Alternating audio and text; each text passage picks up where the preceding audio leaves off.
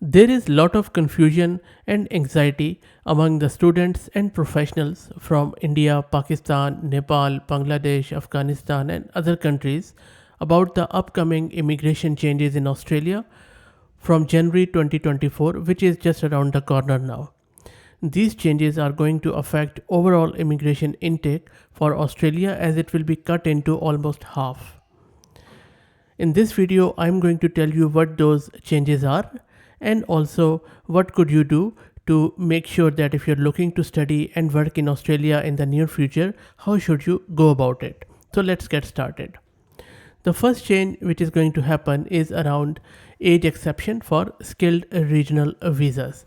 When we say regional visas in Australia, the way things work is that there are few major cities like Sydney, Melbourne, Adelaide, Perth, and Brisbane, and then there are some regional centers which are not as big and as known, but still they are quite important.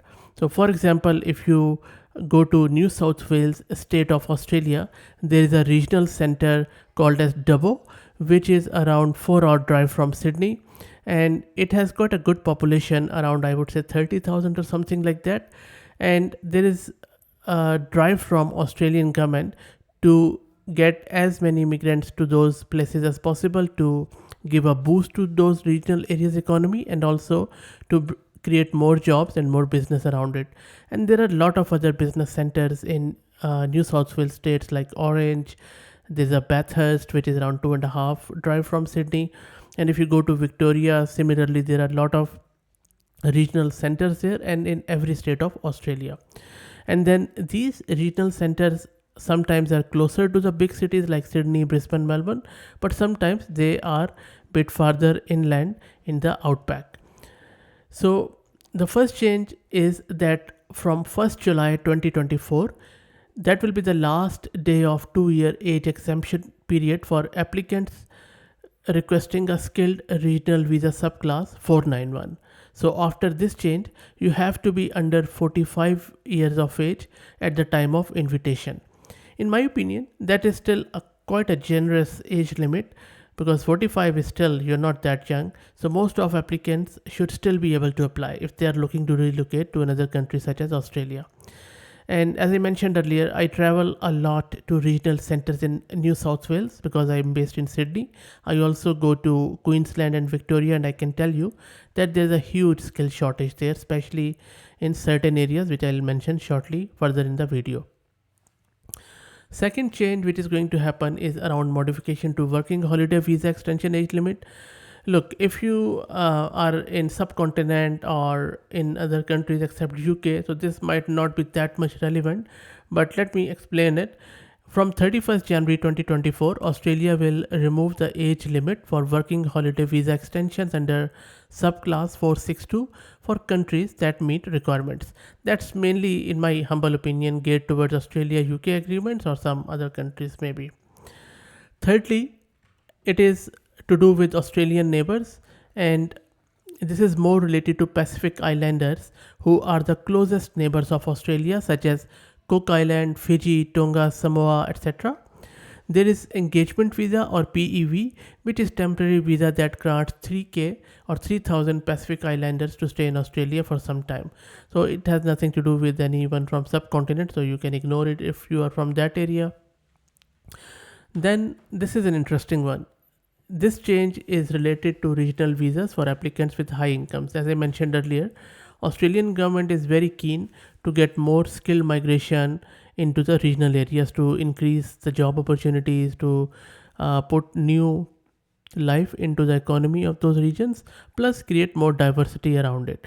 So from July 2024, the preference will be given to applicants with income higher than around 70,000 Australian dollar per year, and this is only for the skilled workers as far as I can tell. Fifth change which is going to happen is that there will be a very stringent review and overhaul of skilled migration occupation list. So likely this would mean a lot of focus on areas which are facing shortages such as healthcare, education, AI, machine learning, data science, cybersecurity, etc. So these are the major changes which are going to happen in the Australian immigration policy starting from as early as next year from January. Now, let me give my opinion as why these changes are happening and what can you do about it to still be successful in obtaining Australian immigration or student visa.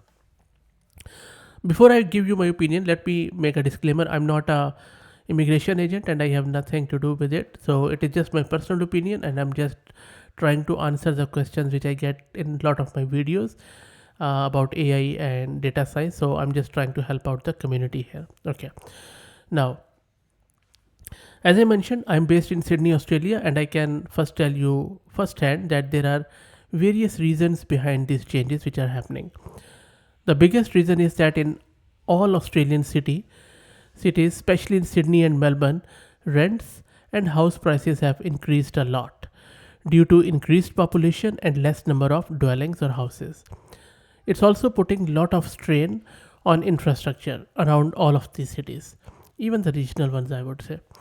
Another reason is that most of the students they come here on specific course and then they jump from course to another course just to stay longer, and that doesn't address the skill shortages in Australia. Most of these skill shortages are in areas of teachers, childcare, aged care, artificial intelligence, machine learning, and data science and cybersecurity. For other fields, there are a lot of competitions already.